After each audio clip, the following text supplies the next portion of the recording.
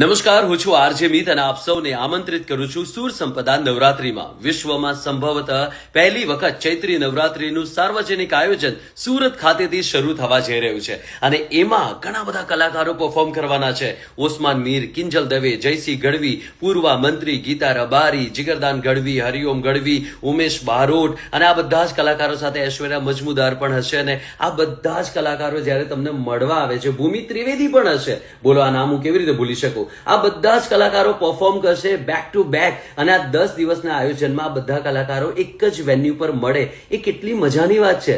ઇતિહાસ છે બોસ, કારણ કે આપણા શોખ પૂરા થશે એક જ સ્થળે આ બધા કલાકારોને ડે બાય ડે સાંભળવાની. અને એમાં ફેમિલીની જેમ તમારી સાથે હશે તમારો ફેમિલી એન્કર આરજે મિત. તો સુર સંપદા નવરાત્રીમાં જોઈન કરવાનું ભૂલતા નહીં.